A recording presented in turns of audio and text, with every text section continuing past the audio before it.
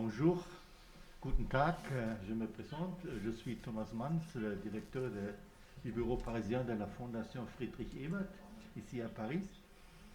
Je suis très heureux de vous souhaiter la bienvenue aujourd'hui à notre débat sur une loi européenne relative aux devoirs de vigilance et des responsabilités des entreprises.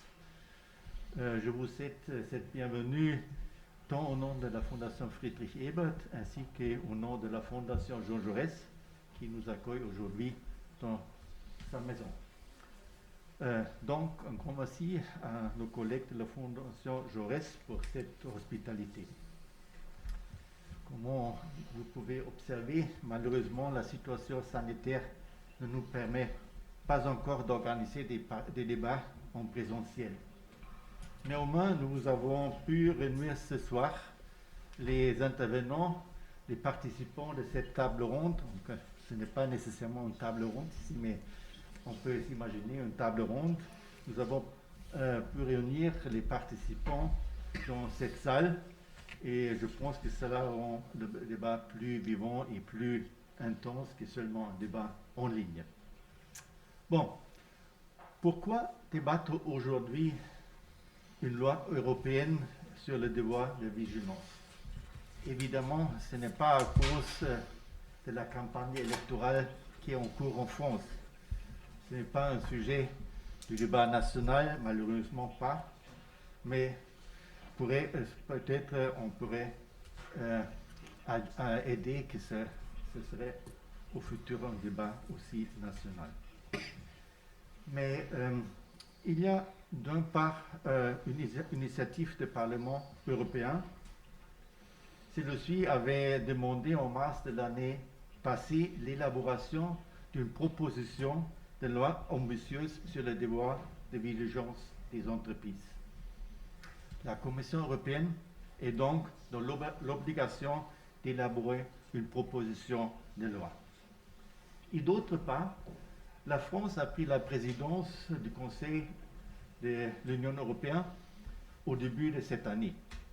Et évidemment, cette présidence française est certainement une occasion de faire progresser l'Europe sociale et l'initiative du Parlement européen s'inscrit dans cette perspective de renforcer la dimension sociale de l'Europe. Alors, pour réglementer le devoir de diligence et des entreprises, la Commission européenne n'a pas besoin de partir de zéro. Elle peut et devrait s'appuyer sur les expériences existantes dans les États membres. Et ce sont la France et l'Allemagne où on peut trouver déjà des expériences importantes. Nous sommes donc très heureux d'accueillir aujourd'hui des personnes engagées dans l'élaboration des lois de ces deux pays. Du côté allemand, c'est Bärbel Kofler, elle est députée du Bundestag et secrétaire d'État parlementaire au ministère de la Coopération économique et de développement.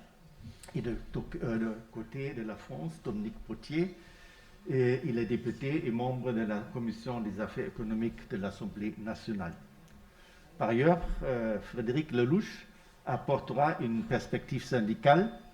Elle est secrétaire confédérale de la CFDT et présidente de la plateforme RSE. Et enfin, c'est Christian Chavagneux, journaliste d'Alternative économique, qui animera ce débat. Alors, une bienvenue chaleureuse à nos intervenants et à notre modérateur. Et c'est à lui, à Christian Chavagneux, que je passe alors la parole en souhaitant à tous un débat intéressant. Merci beaucoup. Merci M. Manns, merci pour cette introduction. Lorsque la Fondation Friedrich Ebert et la Fondation Jean Jaurès m'ont demandé d'animer cette conférence, j'ai dit oui sans hésiter. Pourquoi ? Parce que d'abord, c'est un sujet très important en soi. Il me semble aussi que c'est l'un des signes peut-être d'un changement d'air économique à côté duquel l'Europe ne peut pas passer. Des années 60 jusqu'à la crise de 2007-2008, on était dans ce que la spécialiste britannique d'économie politique internationale Susan Strange appelait « the retreat of the state », le retrait de l'État. Dans la gouvernance, dans la régulation de la mondialisation, c'est jamais toujours les États et pas les acteurs privés, ou toujours les acteurs privés qui dominent et jamais les États. On est toujours dans un modèle hybride. Et c'est vrai que des années 60 peut-être jusqu'à 2007-2008, dans ce balancier, eh bien, ce sont plutôt les États sont plutôt les multinationales, les acteurs privés qui ont pris plus de poids. Il me semble que depuis 2007-2008, on a quelques signes qui laissent montrer peut-être que le balancier est en train de revenir plutôt du côté de la régulation publique. Un ou deux exemples, on a eu les fameux accords de Bâle III, censés mieux encadrer la façon dont les banques prennent des risques. On n'est pas encore au bout, tous les accords ne sont pas appliqués, il faudra juger de leur efficacité, mais au moins l'innovation financière a été plutôt du côté des régulateurs. Le dernier épisode en date, bien sûr, c'est il y a quelques jours, lorsque Facebook a abandonné son projet de monnaie privée sous la pression des banques centrales. Un autre exemple, fin 2021 a vu un accord historique pour redonner de la souveraineté fiscale aux États face aux multinationales. Je ne vais pas rentrer dans les détails, là encore on n'est pas au bout. Aux États-Unis, il y a une bagarre politique. En Europe aussi, certains petits pays, et ce n'est pas l'Irlande ou le Luxembourg, essaient de bloquer, mais on a avancé, etc. On n'est plus dans l'hyper-mondialisation que décrivait l'économiste américain Danny Roderick. On est dans une mondialisation de moindre intensité, avec un souhait qu'elle soit mieux régulée socialement et sur le plan environnemental. Et l'un des éléments, me semble-t-il, l'un des signes qui se rajoutent à tout ce que je viens de dire, c'est l'évolution du débat politique en Europe, concrètement déjà en France et en Allemagne, sur le devoir de vigilance des multinationales. La loi française, elle date déjà de 2017, la loi allemande est plus récente, elle date de l'été dernier, 2021. On va essayer de partir de ce qui existe déjà, de ce qui s'est fait, pour essayer de voir comment est-ce qu'on a pu avancer, qu'est-ce qui s'est passé. Déjà un petit bilan, en tout cas pour ce qui concerne la France, les souhaits pour ce qui concerne l'Allemagne, et puis on verra comment se projeter au niveau européen, et notamment le débat est tout à fait à propos, puisque la France est à la présidence de l'Union européenne en ce moment, et que nous avons aussi, vous le savez tous, une élection présidentielle qui s'approche, et donc c'est le moment de faire ressortir les débats importants. On a trois invités que M. Mans a déjà présentés. Bärbel Kofler, elle est importante parce qu'elle est liée à tout ce débat en Allemagne sur le devoir de vigilance. Dominique Potier, oui, c'est un député français, mais c'est un député français un peu particulier parce que c'est lui qui a porté le projet politique à l'Assemblée nationale. C'est lui qui nous a permis d'avoir en 2017 cette loi sur le devoir de vigilance. Et puis Frédéric Lelouch de la CFDT, comment penser qu'on peut arriver à réguler socialement, environnementalement les entreprises sans y associer les syndicats? Et elle a été aussi au cœur de la négociation qui a permis d'établir cette loi en France, et c'est pour ça qu'on a trois invités, vraiment les meilleurs invités possibles pour parler de ce débat ce soir. J'aimerais d'abord commencer par faire un petit tour avec vous. Je vais juste vous demander en 1 minute, rapidement, chacun, une prise de parole, de me dire le devoir de vigilance, les multinationales, qu'est-ce que c'est, pourquoi c'est important, et pourquoi c'est important dans vos pays respectifs. Bärbel Kofler. En 1 minute, je ne suis pas sûr d'être capable de répondre. C'est important car il s'agit de vie humaine très concrète. Dans ma vie politique, j'ai vu des infractions au devoir de vigilance, des jeunes enfants qui travaillaient dans la mine, des images qu'en Europe nous ne connaissons plus que du 19e siècle. J'ai vu comment l'on tirait sur des syndicalistes parce qu'ils s'étaient engagés pour les droits des travailleurs. J'ai vu nombre d'atteintes aux droits de l'homme dans beaucoup d'endroits du monde, et j'ai également vu le lien avec nos entreprises et nos conditions de production. En Allemagne, nous avons conduit une longue évaluation afin de savoir quelles entreprises respectaient le devoir de vigilance. L'étude nous montre que seuls 13 à 17% des entreprises allemandes respectaient les principes directeurs des Nations Unies. Pour moi, ça a été le dynamique qui nous a dit que nous avions besoin d'une loi qui fixe des normes mondiales, un devoir de vigilance pour les entreprises, et que nous, Européens, nous devions y contribuer, saisir cette initiative ensemble. Peut-être encore un mot. Pour nous, à Berlin, cela a été passionnant d'apprendre du cas français, de la loi française. Je me souviens que Dominique était chez nous il y a plusieurs années au Bundestag en visite dans notre groupe politique et a présenté son projet de loi avant que la loi ne soit décidée en France. Pour nous, cela nous a beaucoup soutenus vers la loi allemande qui a été récemment décidée. Et je pense que c'est ainsi que la coopération européenne doit fonctionner, de se serrer les coudes pour atteindre un objectif commun. Donc, Dominique ? Et merci. La loi devoir de vigilance, elle prend déjà acte au départ de la double fragilité, à la fois de la dignité de la personne humaine dans la mondialisation et de la fragilité de nos biens communs écologiques.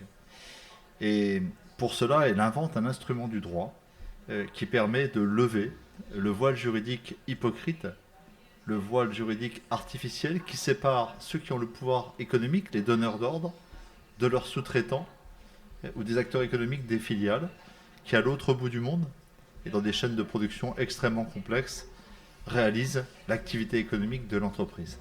Donc ça rétablit la vérité économique de l'entreprise par le droit. On pourrait dire très simplement que c'est une manière, par la justice et par le droit et par la démocratie, de lutter contre les violences du monde et de les prévenir. Un dernier mot, ça signifie que ça redit quelque chose de l'universalité des droits humains et de notre interdépendance écologique. Et j'aime à dire, en rendant hommage à Mireille Delmas-Marty qui en a inventé le concept, que face à une mondialisation sans foi ni loi, c'est une façon d'affirmer une souveraineté solidaire et non pas solitaire des peuples.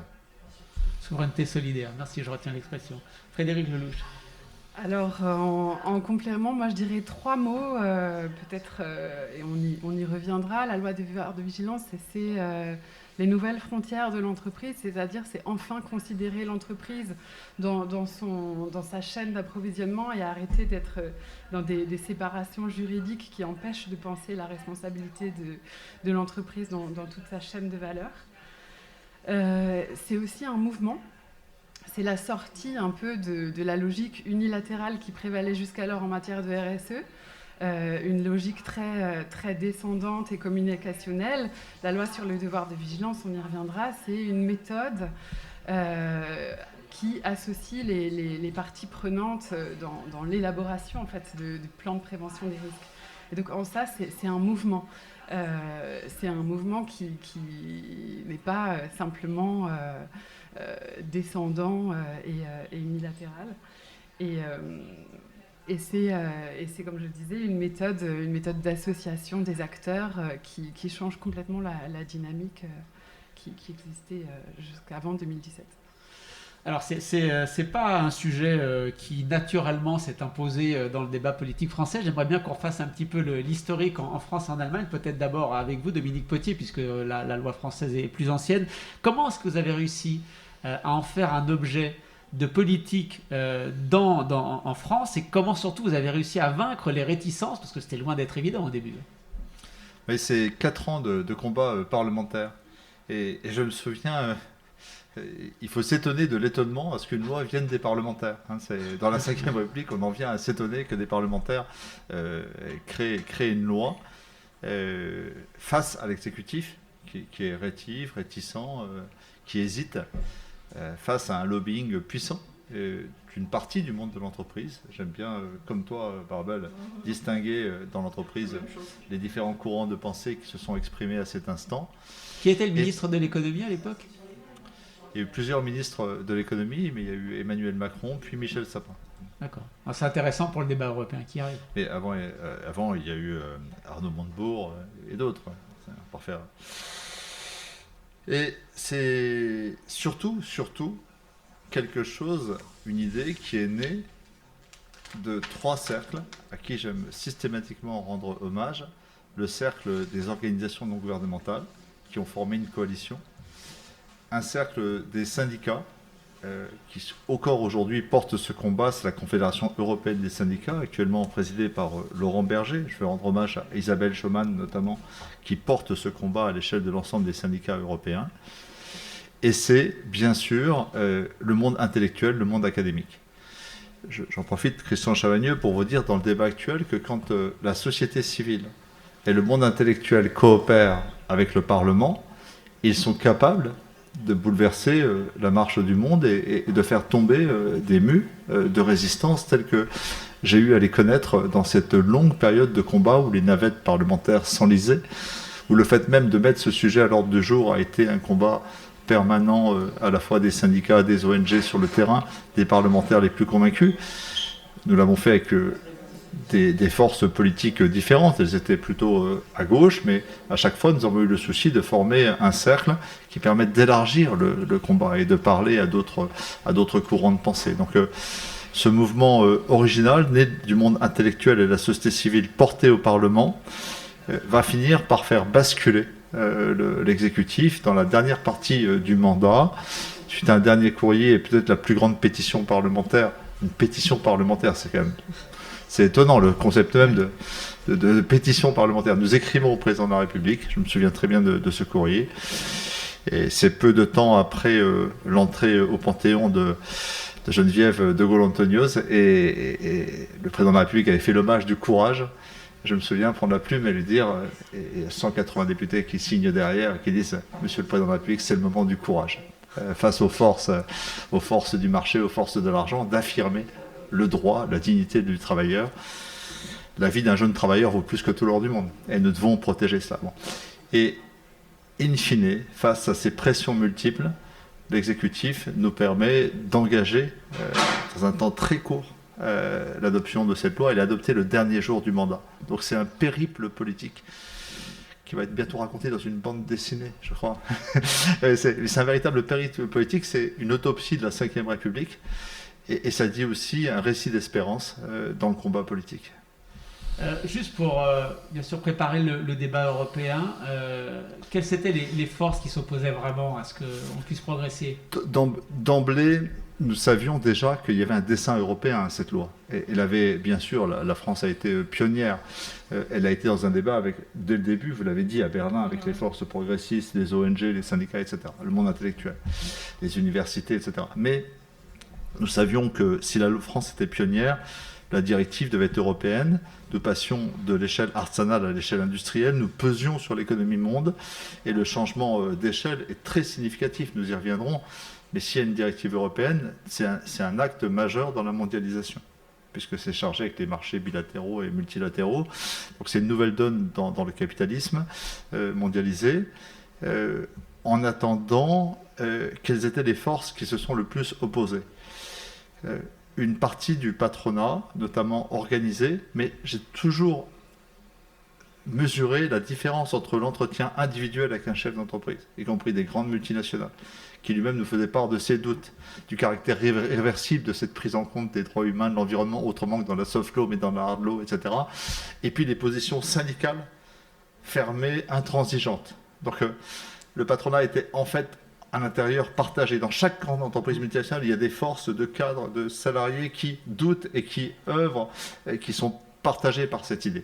Mais globalement, les forces syndicales organisées étaient très hostiles et le faisaient savoir à l'envi, matin, midi et soir, à Matignon, à Bercy et partout, et à l'Élysée. Et à l'Élysée, quoi. Et donc c'était Sisyphe. Alors je sais qu'il faut imaginer Sisyphe heureux, mais il y a eu des petits moments difficiles, mais nous avons tenu. Je dirais aussi que dans les entreprises, tous les secteurs d'activité n'étaient pas aussi exposés les uns que les autres. Et certains qui ont été les plus discrets ont été les plus hostiles. Je pense que le secteur extractif, notamment. On m'a parlé du secteur de l'armement. Je n'ai pas de preuves, mais il y a certains secteurs très sensibles qui ont démultiplié leurs efforts pour éviter cette loi. Certains ont été convertis à la force des débats et ont intégré cette stratégie avec plus ou moins d'efficience dans leur entreprise. D'autres poursuivent le combat et désormais ils le mènent à l'échelle européenne.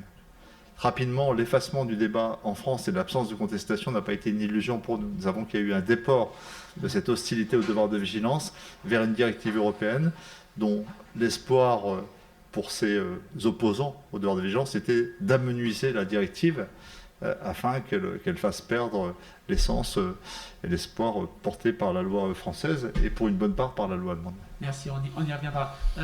Dominique Potier disait que les syndicats ont fait partie d'un de ces cercles qui ont contribué à la réussite de cette loi. Comment vous l'avez vécu de votre côté, Frédéric Loge? Vous étiez assez impliqué.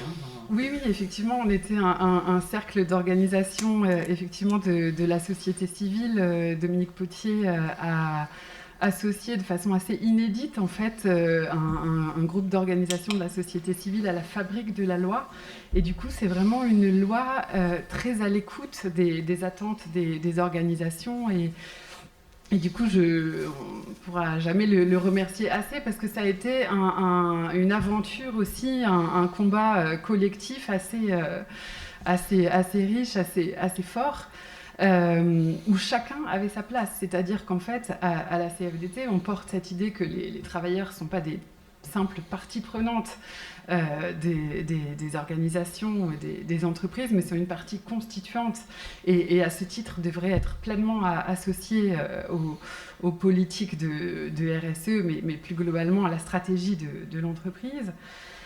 Et ça, en fait, chacun a pu apporter sa pierre, et notamment sur cette association des représentants des salariés. Ça a été reconnu dans la loi au moment où la loi parle d'un mécanisme d'alerte. La reconnaissance du rôle central des organisations syndicales en matière d'élaboration de mécanismes d'alerte adaptés a été reconnue, et ça, la CFDT avait poussé en ce sens. Donc il y avait à la fois une action collective et puis l'actions singulières de chacun qui pouvaient être reconnues. C'est peut-être en écho à ce que vient de dire Dominique, il y a eu un mouvement très intéressant entre une époque où effectivement on avait un patronat arc-bouté contre, en tout cas un patronat organisé. Effectivement, il y avait des distinctions entre les chefs d'entreprise eux-mêmes et l'organisation, les organisations patronales qui étaient plutôt réticentes à l'époque. Et dès que la loi a été adoptée, en fait, il y a eu complètement un changement de discours, et ce dont ont pu témoigner les entreprises, c'est que finalement, en fait, elles le faisaient déjà. Il y avait toute une partie de prévention des risques, on pourra y revenir, mais qui était déjà... en fait, c'était pas inaccessible en fait, de pratiquer le devoir de vigilance. Quelques réserves sur la façon dont on reviendra sur le bilan. Oui. Voilà, non, c'était simplement pour témoigner de ce mouvement de bascule entre un moment où ça semblait un objectif assez inaccessible par moment parce qu'il y avait des fortes résistances, et puis du jour où ça a été adopté, finalement, c'est rentré dans la pratique, et c'est devenu l'échelle européenne, le prochain horizon assez rapidement. Alors entre l'échelle française et l'échelle européenne, on a eu le privilège d'avoir l'Allemagne aussi l'an dernier qui s'est lancée. Comment de votre côté avez-vous réussi, même question que pour Dominique Potier, à en faire un débat politique? Où étaient les réticences? Comment vous avez réussi à les vaincre?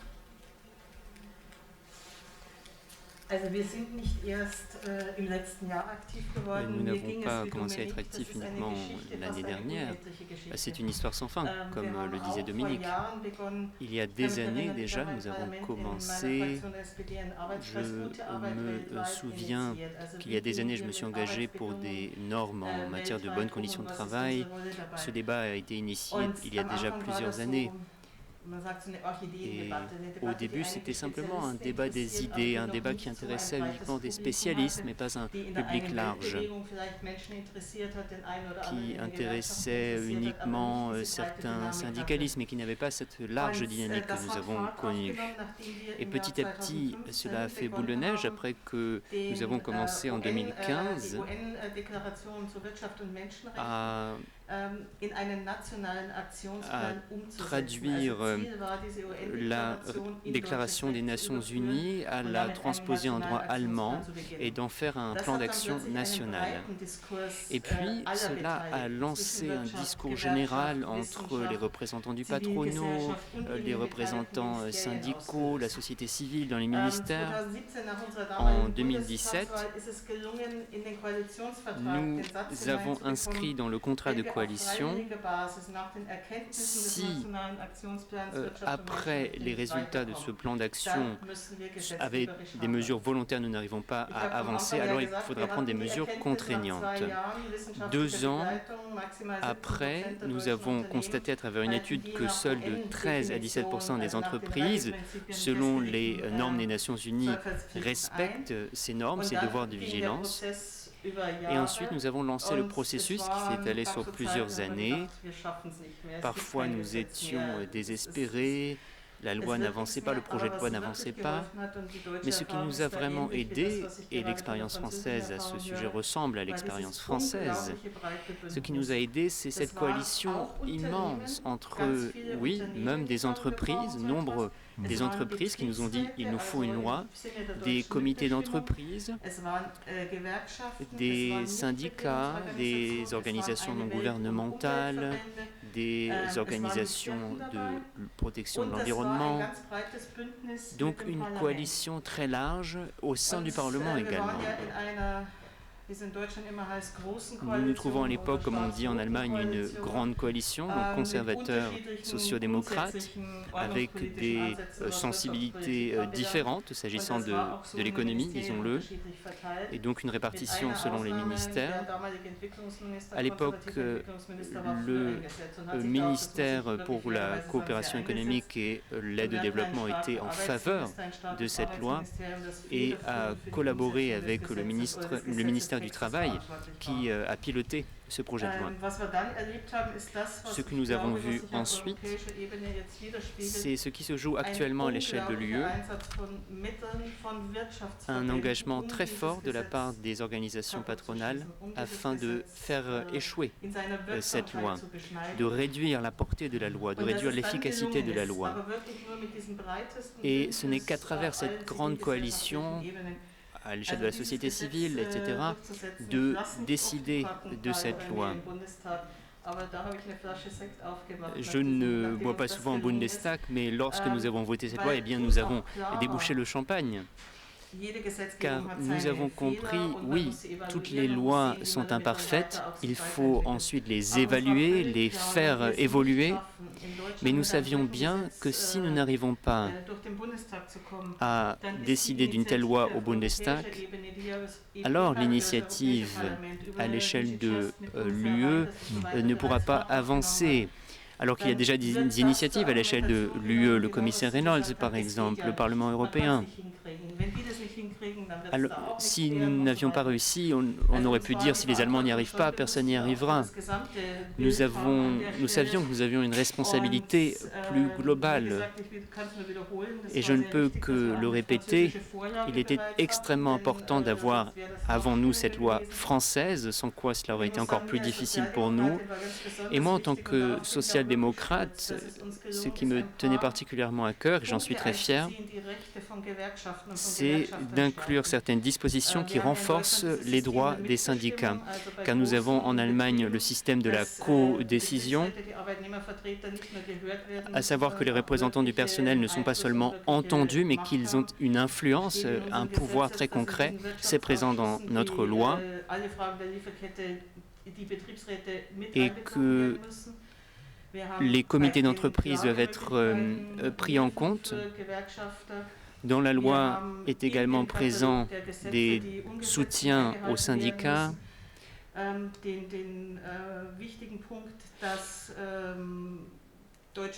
Est également présent que les entreprises allemandes doivent faire en sorte que la liberté d'association soit respectée partout au fil de la chaîne d'approvisionnement, même en Inde, même au Bangladesh, ce qui nous permet de renforcer les droits des syndicats partout et à travers le soutien des syndicats allemands, la DGB, IG Metall,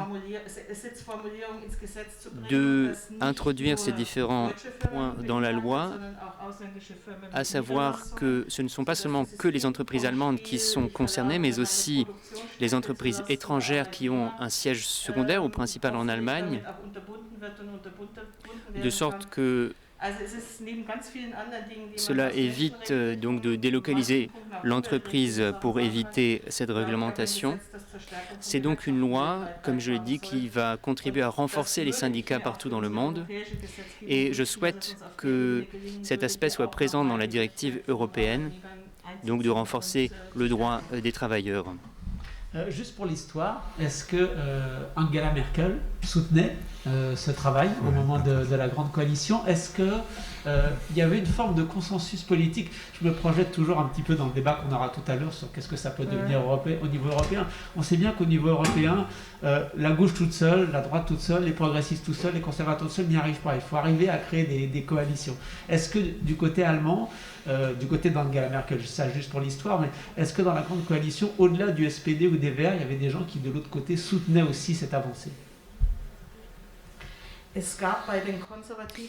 Parmi les conservateurs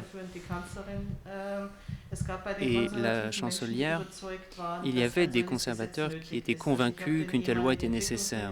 J'ai cité l'ancien ministre pour la coopération économique, mais également d'autres membres du groupe politique des conservateurs au Parlement qui avaient une intime conviction, une vision du monde qui les portait à penser qu'une telle loi était nécessaire. Les églises également étaient en faveur de cette loi et se sont engagés pour la mise en œuvre de cette loi et certainement ont pu faire pression sur certains parlementaires conservateurs et avoir une influence dans les discussions. Il faut dire très clairement cependant que le ministère de l'économie était catégoriquement contre et a ralenti les débats, l'aboutissement de la loi, et a pu faire échouer certains compromis que j'aurais souhaité vus présents dans la loi. Il y avait une autre aile des conservateurs qui a joué un rôle important. Ce ne sont pas tellement les entreprises elles-mêmes, c'est l'expérience de Dominique qu'il vient de rappeler, mais les grandes organisations patronales, surtout, qui nous ont livré nombre de platitudes et peu de chiffres concrets. Nous dire encore et toujours la même chose, sans doute comme en France. Nous n'avons pas besoin d'une loi contraignante, il vaut mieux des mesures volontaires, nous respectons déjà tout. Et c'est même impossible, vous savez, car la chaîne d'approvisionnement est beaucoup trop complexe, etc. Voilà ce qu'il nous disait. Il y avait donc des conservateurs qui étaient en faveur de cette loi, oui, et nous avons réussi à décider de cette loi au Parlement, ensemble, et à l'époque, la majorité n'a été obtenue qu'avec l'aide des conservateurs, et c'est donc pourquoi certains points comme la responsabilité civile, par exemple, n'est pas présente dans la loi. À l'époque, nous n'avons pas réussi à introduire cet aspect dans la loi, mais d'autres aspects comme l'environnement, par exemple, sont présents dans la loi. Mais malgré tout, je crois que nous avons une bonne loi, une loi forte, avec le soutien des conservateurs. Mais comme on dit chez nous, nous avons dû les contraindre en quelque sorte. L'idée n'est pas venue des conservateurs, ça c'est certain. Juste pour être sûr, la loi allemande démarre en 2023, mais elle commence déjà à s'appliquer. C'est bien ça, hein, elle commence déjà. La loi entre en vigueur le 1er janvier 2023 pour toutes les entreprises avec plus de 3000 salariés et à partir du 1er janvier 2024 pour toutes les entreprises de plus de 1000 salariés. Donc le nombre de salariés baisse. Le débat était de savoir jusqu'où au long de la chaîne d'approvisionnement l'on va. Y a-t-il l'obligation, la responsabilité tout au long de la chaîne d'approvisionnement? C'est une discussion que nous avons avec Dominique. Donc la loi entre en vigueur donc au 1er janvier 2023 et ce temps sera nécessaire pour la préparation car nous sommes en train de construire une autorité administrative qui va vérifier la mise en œuvre de la loi et nous sommes en discussion avec, s'agissant des comités d'entreprise par exemple, nous avons encore beaucoup à faire pour préparer les différents acteurs pour que la loi soit vraiment mise en œuvre aussi. Merci. On voit bien donc ce qui s'est passé, comment on a réussi dans la douleur, quelquefois avec beaucoup d'années, il ne faut pas se décourager, à écrire cette loi dans les deux pays. Des réticences certes, mais qu'on peut vaincre, des alliances aussi avec des gens qui peut-être on ne pensait pas. Donc la possibilité quand même d'arriver à créer une forme de consensus suffisant pour recueillir une majorité. En France, bien évidemment, c'est 2017, donc on peut déjà commencer à essayer de proposer une forme de bilan, Dominique Potier. Est-ce que ce que vous avez réussi à mettre sur la table, est-ce que cette loi, cette nouvelle façon d'organiser la contrainte, est-ce que ça a été efficace? En quoi? Est-ce qu'il y a des manques? Est-ce qu'il y a des problèmes? Est-ce que les entreprises jouent le jeu? Alors, oui et non. Et c'est Antoine Lyon-Caen, qui est un des pères, des concepteurs de la loi, qui disait dans la mission d'évaluation que je conduis avec Coralie Dubost, députée de la majorité. Elle est en cours, la mission d'évaluation. Hein. Et ça y est, elle a été déclenchée avant Noël et on doit rendre la copie dans 8 jours. C'est vraiment une mission express.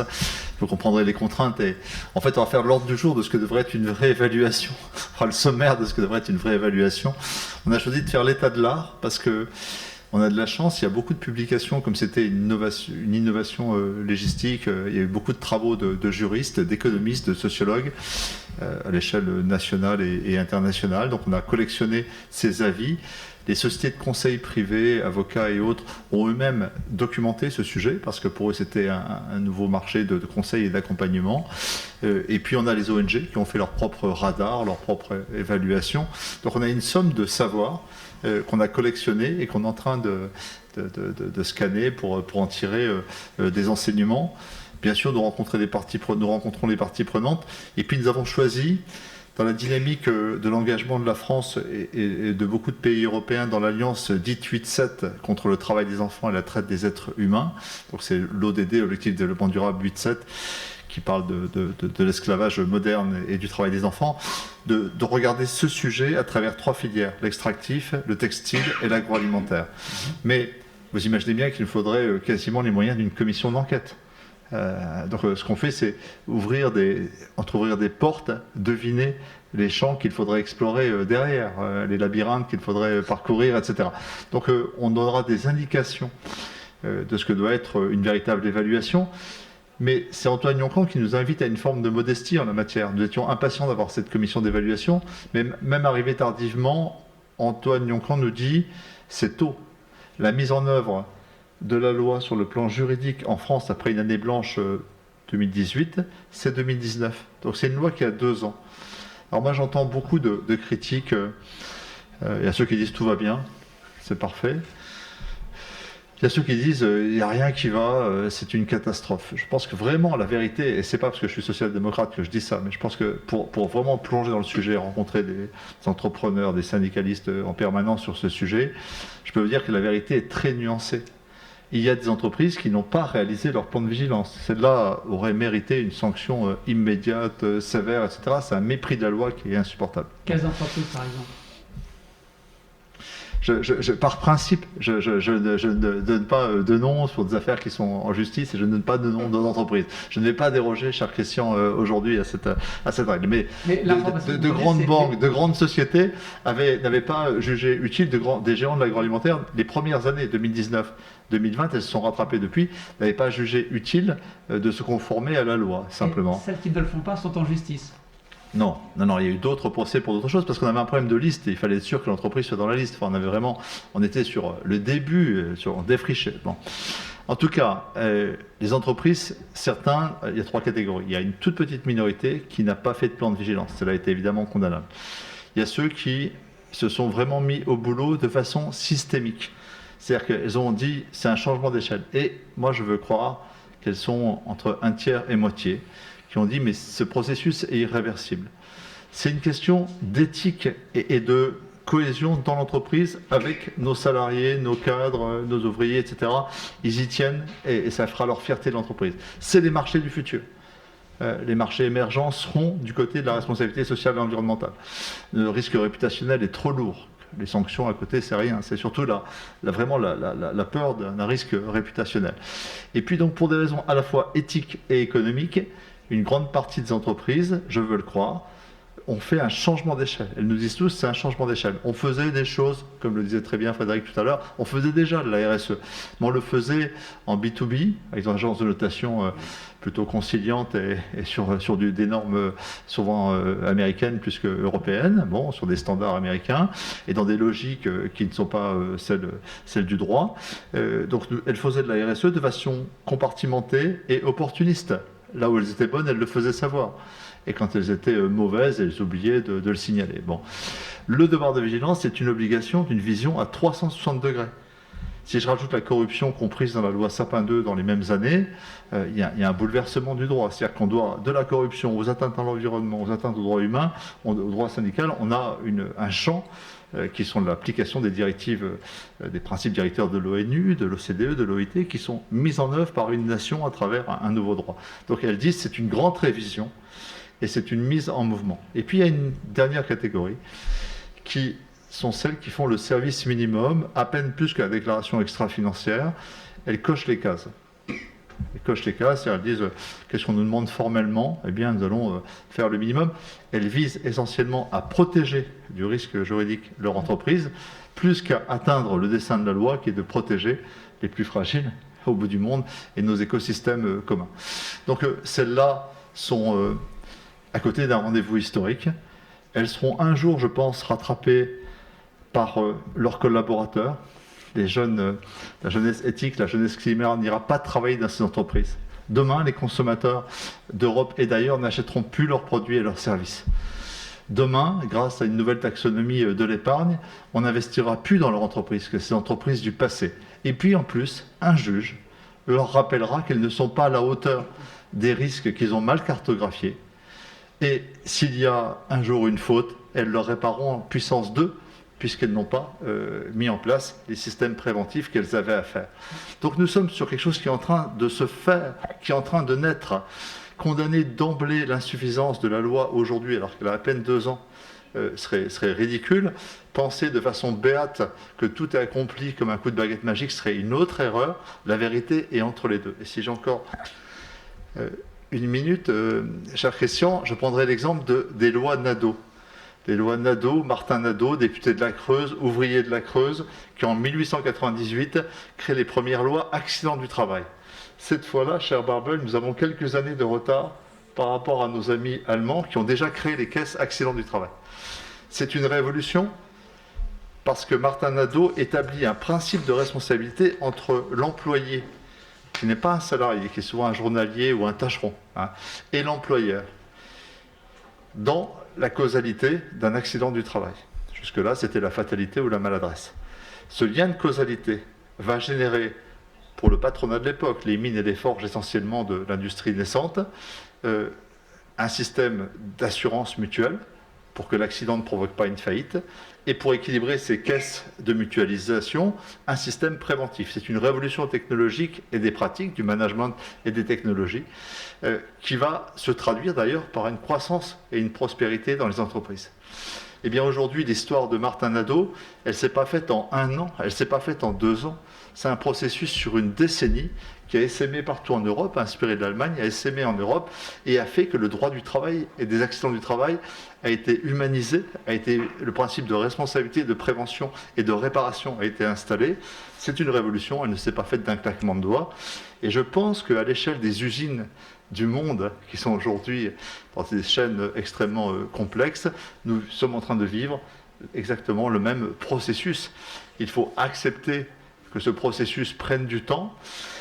Moi, il me plaît à penser que c'est une loi passe-muraille qui dépasse la limite de l'extraterritorialité, qui est une règle d'or dans le droit. Nous n'avons pas le droit de faire la loi chez les autres, mais nous affirmons à travers cette loi la dimension universelle des droits humains et de nos écosystèmes, et nous le faisons en renforçant la capacité, pour reprendre le mot d'Ahmad Hassen, des syndicats, des parties prenantes, et de tous ceux qui ont intérêt à agir, de mettre devant un juge la capacité à juger ceux qui ont le pouvoir économique. Donc c'est la force de la démocratie et du droit face au pouvoir économique, et c'est un processus qui demande de la jurisprudence, de l'expérience, du partage d'expérience, une puissance publique qui accompagne l'idée d'une autorité publique. On peut reprendre au moins cela de l'Allemagne, c'est que l'État s'engage aux côtés des entreprises. Et il a à dire, l'Union européenne aura à accompagner ces entreprises dans la mondialisation. Et je veux le dire à cet instant, les entreprises européennes sont imparfaites. Mais si vous prenez un peu de recul à l'échelle du monde, et c'est un message que je donne, s'ils nous écoutent, aux patrons européens qui sont encore réticents. Si vous êtes en Amérique latine et que vous avez une mine à exploiter, si vous êtes en Afrique du Sud, eh bien vous préférez d'abord un investisseur européen, en second lieu un nord-américain. Et seulement après, vous serez attentif, par défaut, à un entrepreneur de la plaque asiatique. La vérité, c'est que les Européens, dans la mondialisation, malgré tous leurs défauts qu'il nous faut condamner, critiquer, etc., sont leaders de la responsabilité sociale et environnementale parce qu'ils sont héritiers d'un état de droit et d'une tradition humaniste. Plutôt que de s'en excuser et de menacer d'un handicap de compétitivité, ils devraient en faire une force dans la mondialisation, puisqu'ils ont objectivement ce temps d'avance imparfait, loin du compte, mais ils ont ce temps d'avance faisant une force. Et je rêve que demain, le patronat européen, plutôt que de résister, de rechigner, de perdre des années, au contraire, fasse de cette devoir de vigilance, de cette RSE, une arme dans la mondialisation, un élément à la fois de compétitivité et un élément de je sais pas pourquoi je parle d'éléphant, un élément d'humanisation. Alors, est-ce que du côté syndical, on a le même sentiment? C'est-à-dire que la loi est votée en 2017, année blanche, qui du côté 2018, donc 19, 20, 21. Évidemment, on a eu une pandémie entre les deux. Est-ce que vous avez l'impression que les syndicats sont associés à ce travail qui a été demandé par la loi? Est-ce que vous avez vraiment l'impression, vu de l'intérieur, qu'il y a au moins pour un certain nombre d'entreprises un véritable effort, même si Dominique Potier l'a souligné? On l'a dit, un tiers, peut-être, espérons, la moitié de ceux qui essayent vraiment d'y aller, même s'il y a des réticences pour l'autre moitié. Alors à la CFDT, on observe ça de près parce que, comme on l'a dit, on a été assez actifs en amont pour l'adoption de cette loi, et après il s'agit de la faire vivre et de faire en sorte qu'elle soit connue et que ce soit un outil pour les représentants des salariés. Alors nous, on voit deux grandes limites en fait pour l'instant. Dans la façon dont la loi est mise en œuvre. Le premier écueil, c'est un peu ce que Dominique a déjà évoqué, c'est l'écueil de la conformité. On est dans une loi de transformation, pas dans une loi de cases à cocher. Et il y a des travaux de recherche de Dauphine, Arnaud Mias et Rémi Bourguignon qui ont pointé ce risque de managérialisation de la loi. C'est-à-dire qu'en fait, on importe dans cet ovni qui est le devoir de vigilance et qui est vraiment un objet nouveau pour les entreprises, en tout cas les premières années, on importe ce qu'on sait faire. On sait faire des matrices de matérialité, on sait faire de la prévention des risques, la compliance, et tous ces outils-là nourrissent le devoir de vigilance. Alors le devoir de vigilance, c'est pas seulement ça. Le risque, c'est qu'en se comparant, les entreprises se limitent et se regardent et se comparent, et finalement que la conformité devienne le seul horizon de la stratégie de l'entreprise. Nous, notre vision, c'est que la conformité, c'est nécessaire. On a parlé de Sapin 2, de la prévention de la corruption, on a parlé d'un certain nombre de points. C'est juste que ça ne peut pas être suffisant et que parfois, la conformité limite la créativité. Nous, ce qu'on demande aux entreprises, c'est de un peu sortir des logiques qu'elles connaissent. Alors, elles savent prévenir leurs risques pour elles-mêmes, leurs risques d'image, leurs risques financiers, leurs risques juridiques. L'idée, c'est de regarder un peu plus autour et de sortir de cette logique qui est très, présente encore, malheureusement, on trouve, c'est une logique très corporo-centrée où l'entreprise parle des risques pour elle-même, mais pas encore suffisamment de ses impacts et des effets de ses externalités, des empreintes de son activité. Alors, oui, c'est vrai, c'est encore récent, on n'est qu'à la 4e année des publications des plans de vigilance, et dans cela, on voit une amélioration. Donc, il y a des signes positifs. Mais on n'est pas encore dans l'objectif d'une dynamique de prévention des risques qui soit vraiment effective et qui soit co-construite. Il y a un prix qui a été remis récemment par le Forum des investisseurs responsables, et même dans les meilleurs plans de vigilance, en fait, il y a des voies d'amélioration, et notamment le fait de publier des indicateurs de résultats et pas seulement se contenter des indicateurs de moyens. Donc, même les meilleurs ont encore du chemin à parcourir. C'est Orange, hein, je crois, qui a eu un prix... C'est Orange qui a eu, et Orange et Legrand ont eu un prix du meilleur plan de vigilance et de la meilleure progression, parce qu'il y a aussi cette évolution du plan qui a été... Et d'après vous, même pour ces bons élèves, entre guillemets, il y a encore des choses à faire? C'est ce que disent les jurys. Moi, je n'ai pas participé à cet exercice, mais on note que parmi ceux qui sont primés, ceux qui ont les meilleures pratiques, parce que les plus inclusives, parce que prenant en compte toute la chaîne d'approvisionnement, parce que mettant en place une gouvernance dédiée, il y a toute une série en fait de pratiques qui peuvent être encouragées, mais il y a encore du chemin à parcourir. Donc ça, c'est un peu le premier écueil, c'est le risque de se contenter d'une approche de conformité. Le deuxième, c'est relatif à la méthode. C'est l'absence en fait de véritable co-construction des plans de vigilance. Alors, on se doutait bien que ce n'était pas en écrivant dans la loi que les plans de vigilance ont vocation à être établis en concertation avec les parties prenantes, qu'il y aurait des générations spontanées de plans de vigilance qui seraient construits de la cartographie des risques jusqu'à l'évaluation. Pour autant, à la CFDT, bien sûr, on ne se satisfait pas de ça, et parce que, comme je disais, on a cette conviction que les salariés sont les parties constituantes de l'entreprise.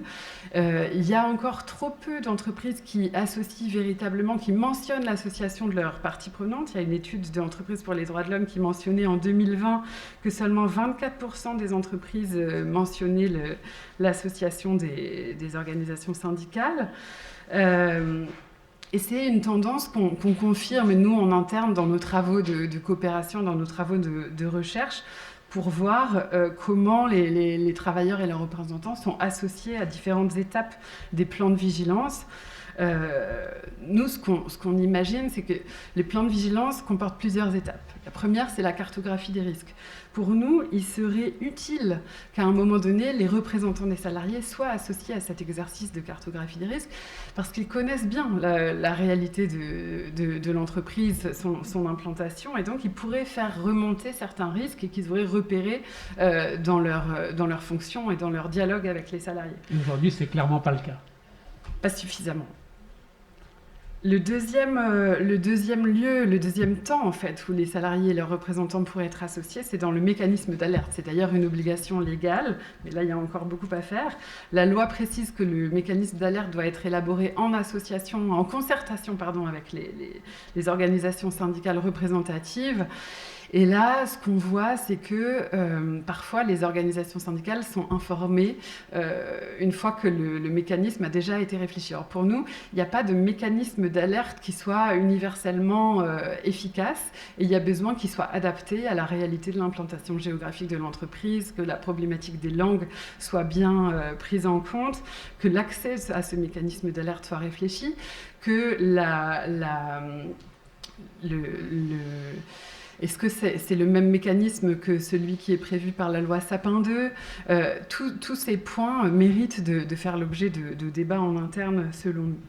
Et enfin, le troisième moment où les représentants des salariés pourraient être associés, c'est dans le temps qui est le temps du suivi, le temps de l'évaluation des plans de vigilance. Et là, pour ça, on voit qu'il y a un outil qui pourrait être davantage mis en avant. C'est l'outil des accords cadres internationaux qui est un outil intéressant parce que c'est un outil qui épouse les frontières mondialisées de l'entreprise, c'est un outil négocié. Et il y a quelques accords qui ont intégré la mécanique du suivi du plan de vigilance dans leur accord cadre international. Et pour nous, ça, c'est une pratique à encourager. Alors, il n'y a pas que des mauvais élèves, et il y a de la volonté chez certains d'associer. Et donc, on a un travail d'accompagnement des représentants des salariés dans un certain nombre d'entreprises, et on voit les choses évoluer. La première étape, qui est un peu la première étape d'association des représentants des salariés, c'est une étape d'information, en fait, qui n'implique pas forcément un travail à tous les étages, comme je l'ai mentionné, mais simplement en faire un sujet de dialogue social. Mettre ce sujet à l'ordre du jour du CSE, du comité d'entreprise européen ou du comité de groupe mondial quand il existe. Et ça permet de faire exister le sujet, de faire un sujet de dialogue et de faire en sorte que les salariés soient informés, en fait, de cet exercice. En fait, souvent, c'est un exercice qui est très tourné vers l'externe dans la communication ou vers les actionnaires, puisque c'est publié dans le rapport de gestion de l'entreprise, validé en assemblée générale. Nous, ce qu'on souhaiterait à la CFDT, c'est que ça nourrisse bien plus le dialogue, en fait, avec les salariés et leurs représentants. C'est une attente des salariés, c'est une attente de sens, de transparence dans l'activité de l'entreprise, et ça pourrait, on en est convaincu, être source de motivation pour les salariés. Donc, on essaye de travailler à différents niveaux, au niveau national, mais ce n'est pas suffisant, puisque comme on l'a vu, les enjeux sont bien au-delà. Donc on essaye de travailler avec les fédérations européennes et internationales. Et puis on met en réseau, parce que la CFDT est membre, comme il a été dit, de la Confédération européenne des syndicats, mais aussi de la Confédération syndicale internationale. Tout ça forme un réseau d'organisations syndicales, et donc on essaye de mettre en réseau des représentants des salariés d'une même entreprise dans différents pays. Est-ce qu'il y a en France une unité syndicale sur le sujet ? Il y a une certaine... les grandes centrales françaises sont assez en phase sur l'importance de cette loi, sur la nécessité d'aller vers une directive européenne. Il y a plutôt, et dans nos différents échanges, on est assez en phase, oui. C'est vrai au niveau européen aussi ? Pour le niveau européen également, oui. Encore plus. Encore plus. Encore plus. Est-ce que... Bärbel Köffler, est-ce qu'on peut attendre de l'existence de la codétermination en Allemagne une présence beaucoup plus forte qu'en France des syndicats et peut-être une efficacité beaucoup plus grande encore de ce type de loi en Allemagne ?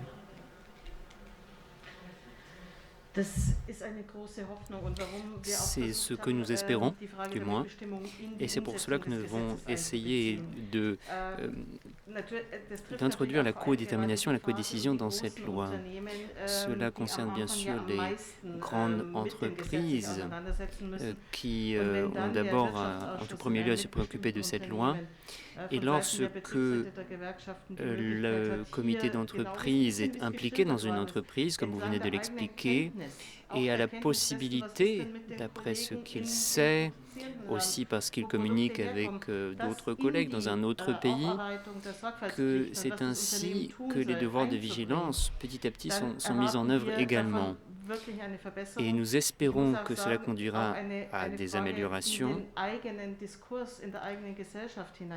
et que cela joue également dans les débats publics, car en Allemagne, en France sans doute aussi, souvent les salariés disent « mais qu'est-ce que cela a à voir avec moi ?» Et lorsque l'on renforce cette conscience que les normes dans d'autres pays ont également à voir avec les normes chez nous, que nous pouvons nous soutenir les uns les autres et que les améliorations ne se font pas sur le dos de d'autres salariés, alors cela conduit à des avancées aussi pour le débat. Ce qui est difficile, c'est que toutes les entreprises n'ont pas la codétermination, la codécision, seulement les plus grandes entreprises. Nous souhaitons que cette discussion se fasse aussi au sein des entreprises où il n'y a pas cette codécision. Nous devons sensibiliser les comités d'entreprise dans les différents sièges des entreprises. Il y a quelques mois, j'ai participé dans ma circonscription à un séminaire du syndicat IG Metall et j'ai vu un samedi après-midi qu'il y avait 50 personnes, malgré la Covid, qui sont venues en présentiel. Donc il y a un intérêt vif pour ce sujet. Et cela nous donne des possibilités de débat, de sensibilisation. J'espère que tout fonctionnera comme nous l'avons prévu, car nous sommes encore plus loin que vous, les Français, de l'évaluation. Nous n'avons pas encore commencé cette évaluation. Comme nous l'avons dit, nous n'avons pas de responsabilité civile, mais il y a la possibilité pour le collègue dont les droits sont enfreints à l'étranger par le biais de syndicats, par le biais d'ONG, d'avoir procuration en justice, de se faire représenter par procuration devant les tribunaux allemands. Et il me semble que cela donne la possibilité aux syndicats de s'engager pour les collègues à l'étranger devant des tribunaux allemands. L'expérience de la société civile jouera également un rôle quant à savoir comment aidons-nous les entreprises à être à la hauteur, à remplir leurs devoirs de vigilance, et que faisons-nous lorsque les devoirs de vigilance ne sont pas respectés. Eh bien, nous avons tout un système d'amendes. Le rôle de la société civile ne termine pas là à partir du moment où nous avons une loi, mais nous avons besoin de la société civile, des syndicats pour la mise en œuvre de cette loi. Est-ce que vous savez si en Allemagne, les syndicats allemands ont des contacts, et c'est une question que je veux poser aussi à tous les deux, avec les syndicats des pays émergents, les syndicats des pays pauvres, parce que bien sûr on est sur une réglementation qui est censée s'appliquer de manière quand même un peu extraterritoriale en mettant en avant nos valeurs. Est-ce que tout ça est fait en coordination avec les syndicats de ces pays? Alors, pour l'Allemagne, je peux dire que grâce à la fondation Friedrich Ebert, qui est active partout dans le monde et qui partout dans le monde a le devoir de renforcer les droits des travailleurs et de susciter les contacts entre les différents salariés, créer ces contacts entre les syndicats. Mais nous savons donc très précisément là où le travail des syndicats est limité, et nous savons donc très bien là où la liberté d'association n'est pas tout à fait respectée. Et c'est très intéressant et très important pour la mise en œuvre de la loi. Je suis depuis de nombreuses années au Parlement et active dans ces domaines internationaux. J'ai vu à l'occasion de voyages à l'étranger ou en recevant des délégations à Berlin, j'ai rencontré des syndicats en Afrique, des syndicats en Asie, et j'essaie toujours de rencontrer les syndicats lorsque je me déplace à l'étranger, et nous rencontrons des représentants syndicaux chez nous à Berlin lorsqu'ils nous rendent visite. Merci. Frédéric Lelouch. Oui, mais ce volet de coopération est très très important pour nous. Comme je vous le disais, la CFDT est membre d'une organisation qui s'appelle la CES, la Confédération européenne des syndicats, et de la Confédération syndicale internationale. Et donc c'est comme une grande famille des organisations syndicales qui permet un grand réseau en fait. Et dans ce cadre, on a eu beaucoup d'occasions de témoigner autour de la mise en œuvre de la loi française qui intéresse énormément nos collègues des pays en développement. On avait fait beaucoup d'interventions sur le sujet auprès de syndicalistes de pays d'Asie, de pays d'Afrique. Pour nous, c'est l'occasion de mettre en œuvre une solidarité syndicale mondiale. La CFDT est très engagée à ce sujet-là depuis toujours. Il y a une part de la cotisation de chaque adhérent qui nourrit un fonds de solidarité pour illustrer à quel point c'est important et que l'action de la CFDT ne s'arrête pas aux frontières nationales. Et du coup, cette loi, c'est vraiment l'occasion de travailler en réseau, puisque l'entreprise est mondialisée, le syndicalisme doit l'être aussi, et une solidarité, une mise en relation des représentants des salariés doit se faire. Et c'est à cette condition, en fait, qu'on pourra peser, qu'on pourra véritablement être efficace. Une fois qu'on a dit ça, c'est pas facile. C'est-à-dire qu'en fait,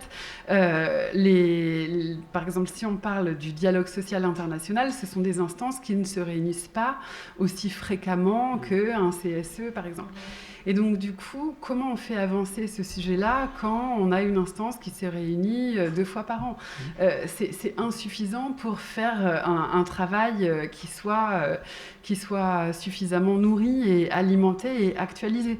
Du coup, voilà, il y a le sujet de la langue. Comment on fait pour travailler ensemble quand on ne parle pas la même langue et on n'a pas tous les mêmes moyens ?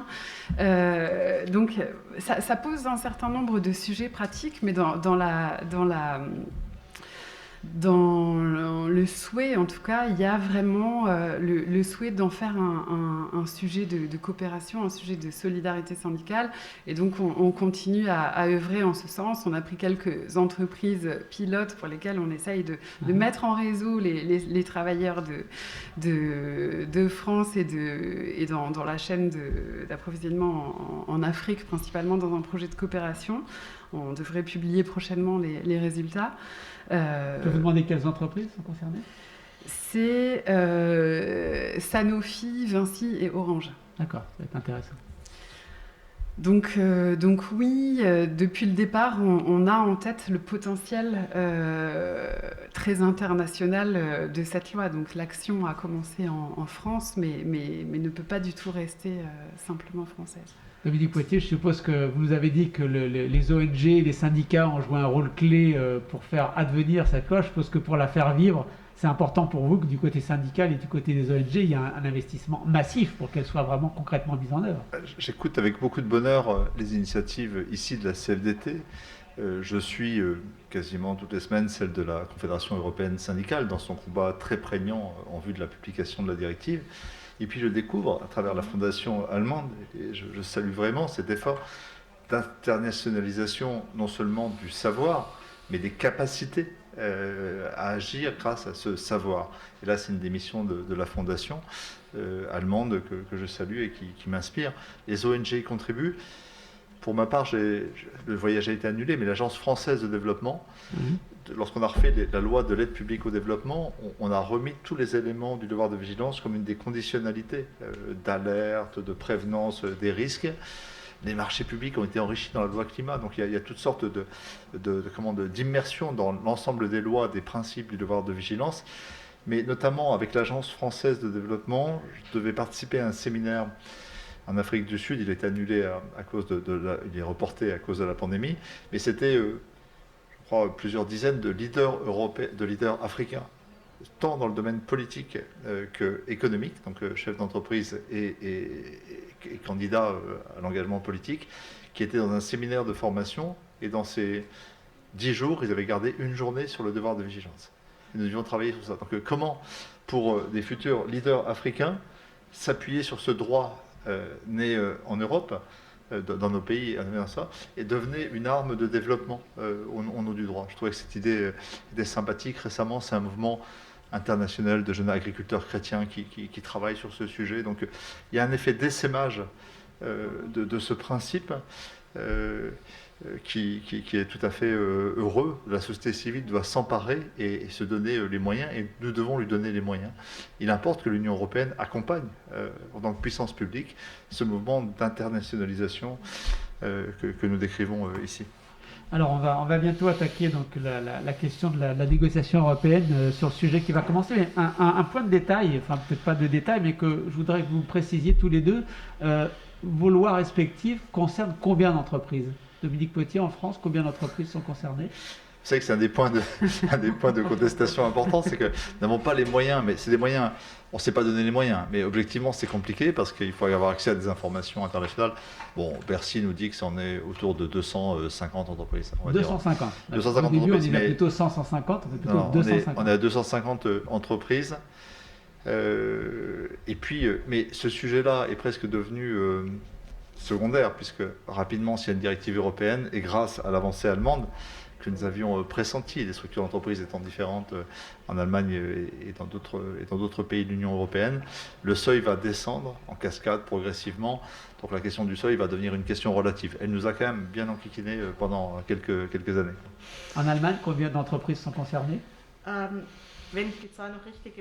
Si je me souviens bien, 3000 environ. Environ. Plus. Ce qui est intéressant, c'est que les fournisseurs directs d'une entreprise sont également concernés et qu'une entreprise doit également vérifier, donc respecter le devoir de vigilance auprès de ses sous-traitants directs. Donc je ne peux pas vous répondre très précisément, mais nous verrons notamment dans le débat européen quelle est la taille des entreprises, est-ce que les PME seront concernées, les PME qui sont actives dans certains domaines problématiques, comme par exemple il y a déjà un règlement européen sur les minéraux critiques, les minéraux qui viennent de zones de conflit. Ce sont parfois des entreprises qui sont de taille modeste, qui ont parfois uniquement 100 salariés. Et l'enjeu sera de savoir comment l'on intègre ces entreprises au débat. Et je pense que ce sera pertinent à l'échelle de l'UE. Donc j'ai hâte de voir ce qui ressortira du dialogue avec la Commission. Nous sommes impatients tous les deux, nous attendons la publication de la Commission. Avec un accès à ces débats de la Commission qui pose un vrai problème de transparence sur la fabrique des directives européennes, pas de rapport d'impact réalisé à ce jour, en tout cas publié, sinon celui en amont d'un pré-rapport du commissaire à la justice, pas d'accès aux documents qui vont alimenter la décision de la Commission. Donc on est sur un moment d'une boîte noire, et il est temps de réformer dans le champ européen également cette fabrique de la loi. Donc nous attendons, et nous avons, pour résumer, 3 positions, puisque depuis le matin nous sommes en dialogue dans différentes instances. Je crois que je peux les résumer, j'espère, avec fidélité. Redites-nous le timing. Alors, le timing, c'est... Alors, j'ai eu l'occasion à Bruxelles puis à Paris plusieurs fois d'interroger Thierry Breton, commissaire commerce, concurrence et commerce intérieur. Il a annoncé que c'était pour mi-février. Donc on va dire que c'est dans le mois qui vient. Donc une proposition de directive européenne sur le devoir de vigilance mi-février en Europe. Annoncé à 2 reprises, reporté, etc. Et enfin, ça devrait être en février. Je ne veux pas croire les oiseaux de mauvais augure qui disent qu'il pourrait y avoir un nouveau report. Ce serait politiquement catastrophique. Il y a 2 choses qui seraient catastrophiques. C'est dans ce mouvement, que vous avez bien compris, comme un mouvement de renaissance du politique sur les questions économiques, de remise de l'humain au centre de l'économie, d'un dépassement des frontières. Ça serait totalement contradictoire avec l'espérance européenne post-Covid, avec le Green Deal, que d'avoir un renoncement sur le calendrier ou un renoncement sur l'ambition. Or, sur l'ambition, le périmètre, il est désormais à peu près calé. Je peux le donner en 3 points. Il faut le périmètre français en termes de profondeur de champ. Aucun acteur de la sous-traitance ou des filiales ne doit être exclu du champ du devoir de vigilance et du plan de prévention dès lors qu'il y a un lien commercial qui est établi et significatif. Donc ce n'est pas le sous-traitant occasionnel, mais quel que soit son rang, il est concerné dès lors qu'il y a un lien commercial qui est établi. Deuxièmement, il faut aller vers le périmètre, parce que ça peut prendre quelques étapes, quelques années, aller vers toutes les entreprises concernées. Pas embêter le boulanger ou le cordonnier de la rue, c'est pas le sujet, mais toutes les entreprises qui sont concernées, donc y compris des PME et y compris des très petites entreprises, comme l'a décrit Marble, qui ont un enjeu, soit il faudra prendre le critère du chiffre d'affaires ou des domaines stratégiques. Tu as évoqué les métaux rares, on pourrait évoquer les biotechnologies, on pourrait évoquer les politiques de données, de gestion des données. Dès lors qu'une entreprise est dans une zone d'influence à l'échelle du monde, quelle que soit sa taille en Europe, elle devrait pouvoir être concernée par le plan de vigilance. Donc nous avons, sur les statuts juridiques, sur les tailles d'entreprise, un travail autour de la directive qui vise à concerner toutes les entreprises qui ont à voir avec la mondialisation. Enfin, il reste la question de l'accompagnement par la puissance publique. C'est un fait acquis. Est-ce que ce sera un réseau européen d'agences nationales? Est-ce que ce sera une agence européenne avec des antennes nationales? On penche plutôt pour la première, en France, pour la première formule, un réseau européen d'agences nationales. Bon. Est-ce que nous serons dans un travail de contrôle? La question est controversée. De sanctions encore plus. en tout cas, il y a un point d'accord entre nous, c'est qu'en aucun cas, dans une bonne directive européenne, la capacité de contrôle ou de sanction d'une puissance administrative ne doit distraire les plaignants de la capacité à ester en justice. Donc l'accès à la justice doit être garanti, même pour sanctionner l'absence de prévention. Et là, ça serait donc c'est dans ce mixte de la loi française et allemande que nous cherchons une bonne directive, que l'évaluation de la loi française, notre dialogue et d'autres travaux visent à construire une bonne directive européenne. Vous avez évoqué tout à l'heure la question de la codétermination, qui est un acquis français. Beaucoup d'intellectuels en France disent, mais finalement, la responsabilité sociale et environnementale et le devoir de vigilance, c'est une nouvelle voie d'accès à la codétermination. Et là, je rejoins complètement Frédéric, c'est qu'on ne peut pas faire un bon plan de vigilance si on n'associe pas les parties prenantes et les parties constituantes. Donc c'est une manière de faire progresser l'idée que nous n'avons pas encore réussi à faire triompher malgré nos efforts, notamment des sociodémocrates des socialistes dans la dernière période, d'une codétermination à la française, inspirée des modèles allemands et d'autres pays européens. Mais il y a un lien très fort entre cette fabrique d'une nouvelle économie et l'association de toutes les parties. Vraiment, les deux sont absolument liés. Dans la loi française, c'est une faculté. De par la codétermination en Allemagne, c'est une réalité.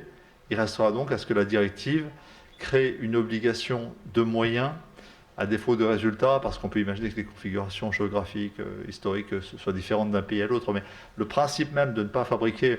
Et vous savez, au cœur même de l'entreprise, est-ce le département développement durable, est-ce le secteur achat de l'entreprise qui s'occupe de ça?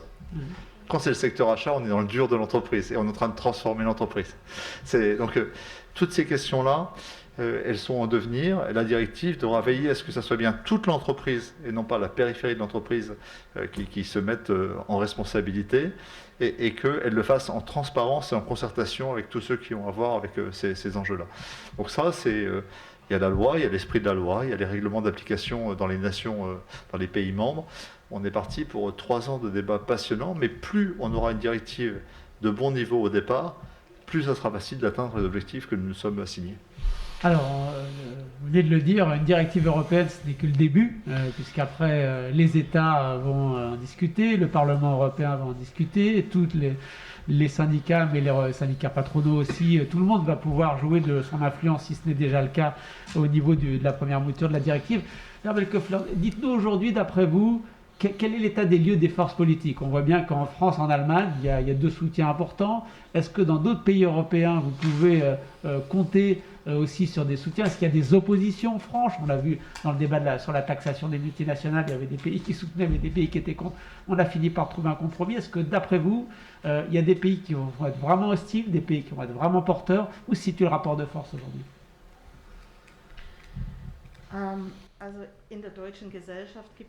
Au sein de la société allemande, il y a une très large majorité en faveur, pas toujours dans tous les partis, c'est vrai, mais au sein du gouvernement allemand pour le moment, oui. Pour être très honnête avec vous, pour nous c'est très important ce qui se passe en France et comment la France se positionne à l'échelle de l'UE, car pour nombre de propositions de loi, c'est très important. Il en va aussi de la politique industrielle. C'est une question qui se traite maintenant à l'échelle de l'UE. Comment voulons-nous rester des pays avec une industrie forte dans un monde mondialisé? Et donc c'est important que la France et l'Allemagne parlent d'une même voix. Certains pays sont très engagés. Nous avons une loi aux Pays-Bas contre l'oppression des enfants, le travail des enfants tout au long de la chaîne d'approvisionnement. Dans les pays scandinaves, il y a nombre de projets de loi très engagés. Je crois qu'en Finlande, il y a une loi, en Norvège également. Je sais qu'en Autriche, il y a des projets de loi. En Suisse, il y a eu un référendum sur la question qui est allé très loin. Donc les mouvements sont là. Et il y a des pays où le sujet n'est pas encore à l'ordre du jour, je le dirais ainsi. ou dans d'autres pays, on n'a pas encore vu l'importance de ce sujet, peut-être des pays qui sont dans une situation économique plus difficile ou diverses explications.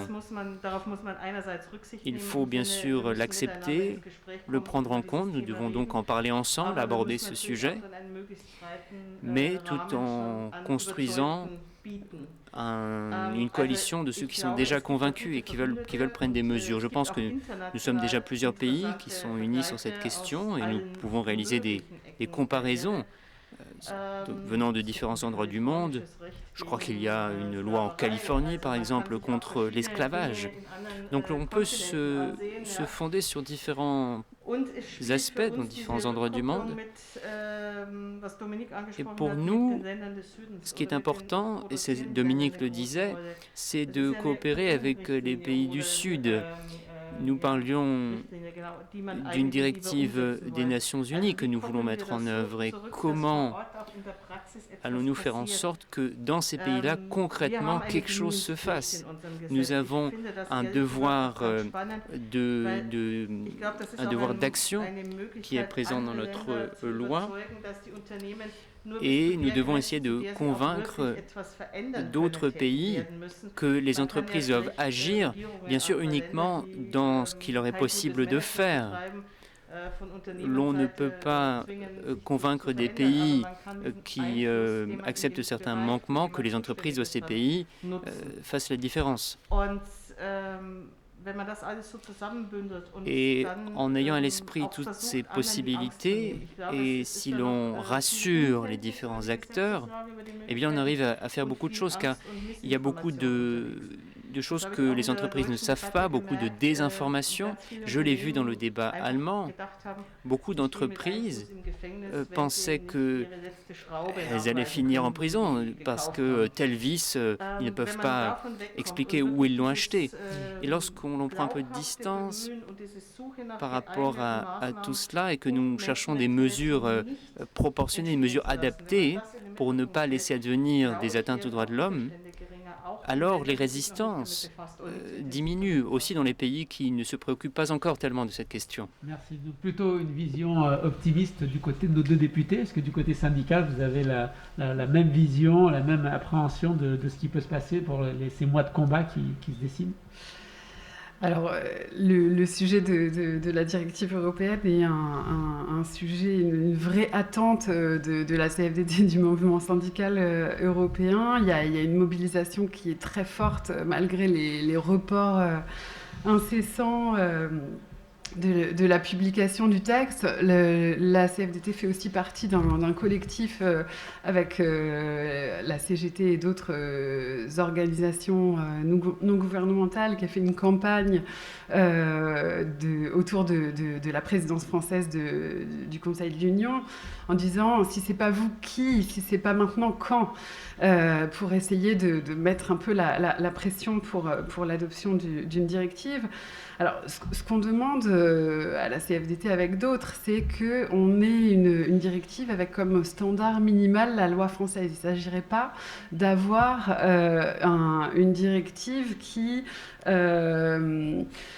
fixe des seuils plus hauts, ou limite la responsabilité au rang 1, ou bien, voilà, l'idée c'est d'avoir un socle minimal d'exigence, de combler les manques de la loi française, mais pas d'aller en deçà. Et ça, j'insiste là-dessus parce que c'est une recommandation qui a fait consensus au sein de la plateforme nationale pour la RSE, donc qui est l'instance de concertation placée auprès de France Stratégie qui rassemble tous les acteurs représentatifs de la RSE. Et donc, dans un de nos travaux récents sur les enjeux européens de la RSE, on a fait une recommandation aux autorités françaises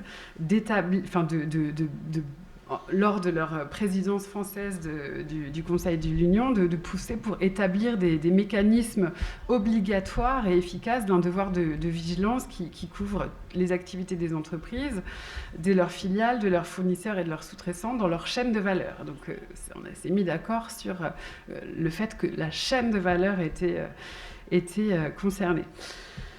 À la CFDT, on a 4 demandes qui sont aussi celles de la Confédération européenne des syndicats par rapport à cette directive en préparation. La première, c'est que soit garantie la participation des syndicats et de leurs représentants. On l'a dit, mais c'est bien sûr une des demandes très, très importantes. La deuxième demande, c'est que le mécanisme d'un devoir de vigilance couvre toutes les entreprises, et y compris les organisations du secteur public, en fait, qu'il y a un mouvement général de responsabilisation des entreprises. Alors, on pourrait imaginer de proportionner, d'ajuster, en fait, la façon dont cette obligation pourrait se mettre en œuvre pour les plus petites, mais cette idée de ne pas faire d'exception. La troisième demande, c'est le fait d'insister sur le respect de l'application des droits humains, y compris les droits syndicaux, les droits des travailleurs. C'est fait partie des droits fondamentaux, mais c'est important de le souligner, notamment la liberté d'association, la liberté de négociation collective, les droits à l'information, consultation, etc. Et puis le dernier point, c'est un point qui est extrêmement important et dont on a peut-être peu parlé pour l'instant, c'est celui du recours efficace et d'accès à la justice pour les victimes, y compris pour les syndicats. Donc voilà un peu à grands traits les grandes attentes du mouvement, de la CFDT et du mouvement syndical européen dans son ensemble. On parle beaucoup social, je trouve que vous parlez peu environnement, alors qu'il me semble que ça fait partie quand même de l'enjeu. Je vais vous poser une question directe, puisque ces lois de devoir de vigilance sont quand même censées nous protéger d'une pollution massive de la part de nos multinationales, au moins européennes. Je vous pose un cas concret. On sait que Gazprom, aujourd'hui, compte tenu de son exploitation du gaz, pollue beaucoup plus que l'ensemble de la France. Est-ce que dans le cadre d'un devoir de vigilance, qu'est-ce qu'on peut faire si on veut vraiment limiter le recours à beaucoup d'entreprises françaises, allemandes, italiennes, ont recours au gaz de Gazprom, gros pollueur, un des plus gros pollueurs du monde. Qu'est-ce que je fais avec votre loi pour empêcher Gazprom de polluer?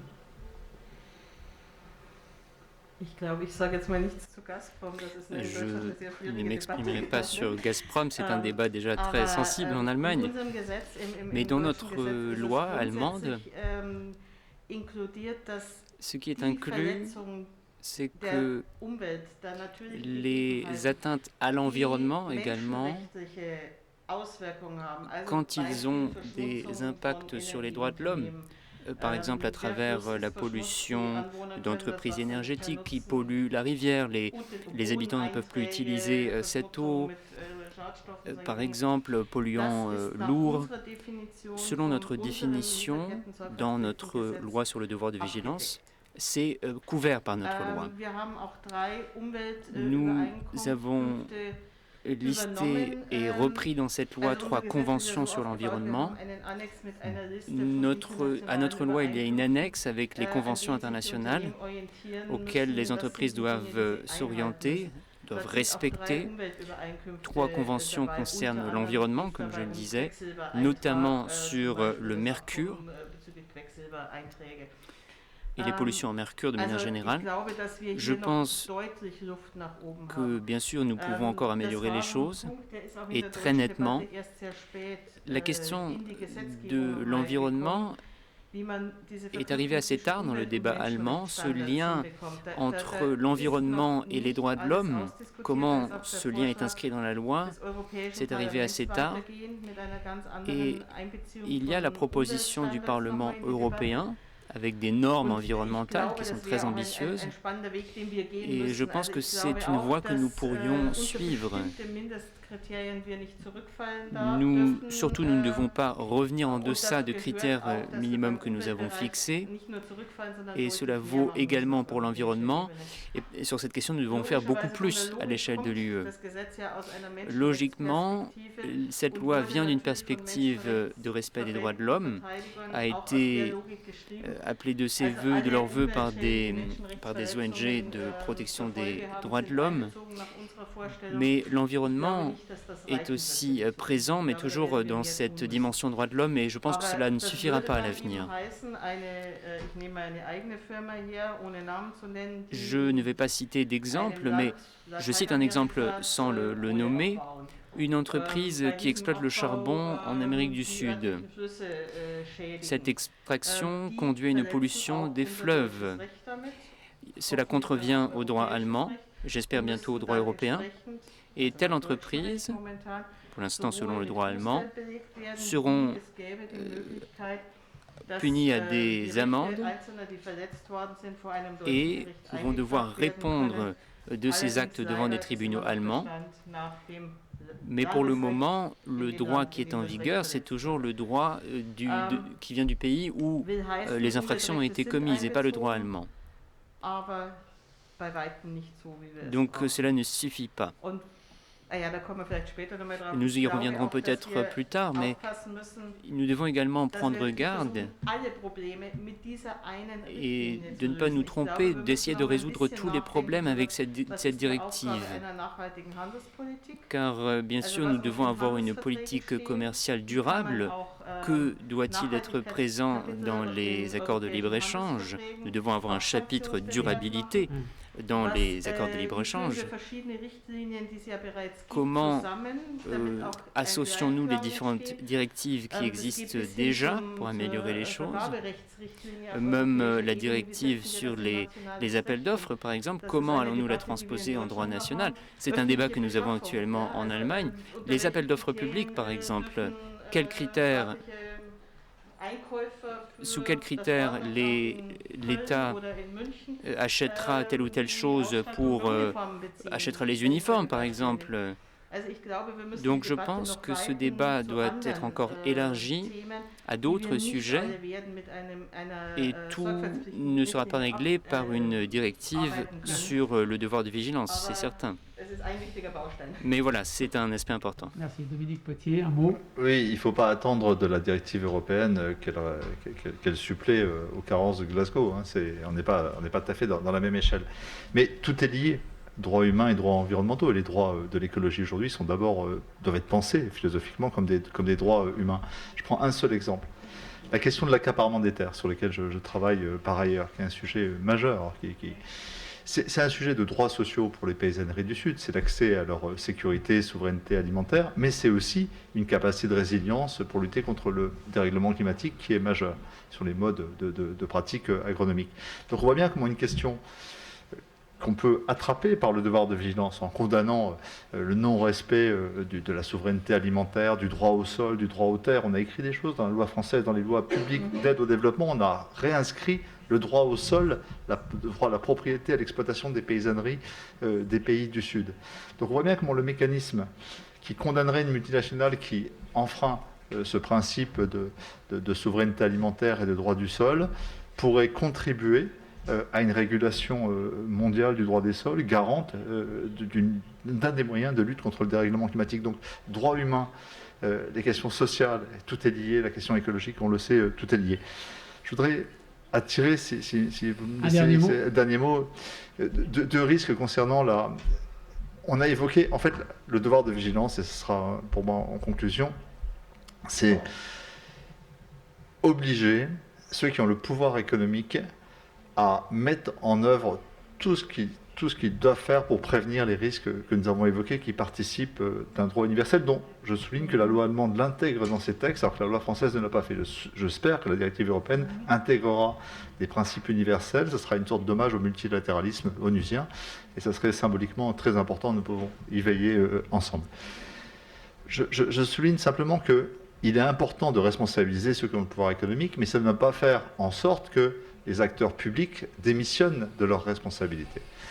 En faisant notre audition et notre évaluation de la loi française, nous sommes confrontés à des opérateurs économiques qui nous disent « Français, nous ne pesons pas sur des fournisseurs qui sont en situation dominante. » Et pas seulement la région où se produit le génocide des Ouïghours, dans d'autres régions du monde. Le fournisseur, à la main d'un État, à la main d'une mafia, à la main d'un cartel, et en situation de domination. Et même l'échelle européenne peut éventuellement ne pas suffire à imposer des règles de respect des droits humains et de l'environnement. Donc nous avons besoin d'une puissance publique qui, en cohérence dans ses politiques commerciales, dans ses politiques de sécurité, contribue à cet apaisement du monde, à cette humanisation du monde. Tout miser, je le dis à contrario, militant depuis des années, 10 ans du devoir de vigilance, je dis, lui faire porter toute la responsabilité du monde sur le dos des entreprises serait une erreur fatale. C'est bien toute cette responsabilité et toute la cohérence des politiques publiques qui, de façon en synergie, peuvent contribuer. Un dernier mot, Christian Chavagneux, c'est sur la question économique. On a aujourd'hui une dérive de se cocher les cases, de cette mise en conformité qui serait une perte de l'esprit de notre loi. Nous devons absolument y veiller. En effet, nous avons parfois des sous-traitants qui sont un peu agacés de voir des audits d'écologie ou de droits sociaux venir leur donner des leçons sur les heures supplémentaires, etc., commandités par des donneurs d'ordre qui eux-mêmes leur imposent des conditions économiques de production dans les délais et dans les tarifs qui sont absolument insoutenables. Donc cette forme de décharge du donneur d'ordre économique qui cocherait les cases de la conformité sociale tout en créant des conditions inhumaines de production est insupportable. Et c'est pour la raison pour laquelle, un des points qu'on n'a pas eu le temps d'aborder, mais ce sera pour d'autres conversations, seule l'autorité et la puissance publique qui est forcément compromise dans des compromis de diplomatie économique de l'État souverain en la matière, ne peut pas arbitrer sur ces questions-là. Parce que conformément, les choses peuvent être cochées, mais seul un juge pourra dire qu'en vérité, et dans une approche systémique, les conditions de la soutenabilité et de l'humanisation des conditions de production ne sont pas réunies. C'est pour ça que la voie allemande et la loi française ont à s'enrichir, ont à dialoguer. Et puis j'ai envie de dire, en ce moment, les sociodémocrates à l'échelle européenne ont besoin de se parler. Merci. Un dernier mot. Alors un dernier mot, 30 secondes. effectivement, 30 secondes, peut-être pour faire écho à ce modèle européen d'entreprise durable que nous appelons de nos voeux. Il y a aussi la nécessité d'un traité international, un traité des Nations Unies sur les entreprises et les droits humains, pour que cette mécanique de responsabilisation des entreprises mondialisées se fasse à l'échelle du monde. Donc ça, c'est peut-être un mot en complément, et peut-être comme mot de la fin, appeler au niveau français à cette nécessaire démocratisation de l'entreprise qu'on appelle codétermination à la française, et qui serait vraiment une grande aide pour pouvoir davantage piloter l'entreprise en commun et avoir une vision stratégique partagée entre parties constituantes de l'entreprise. Merci à tous les trois, merci à toutes et toutes de nous avoir écoutés. Je pense que vous pourrez retrouver cette vidéo sur les sites des institutions respectives. Je vois que nous sommes dans la salle Pierre-Mauroy. Je pense que ce grand Premier ministre français aurait tout à fait soutenu cette avancée sociale du côté des entreprises, du côté des États, du côté national et aussi du côté européen. Merci de nous avoir écoutés et à bientôt. Au revoir. Merci.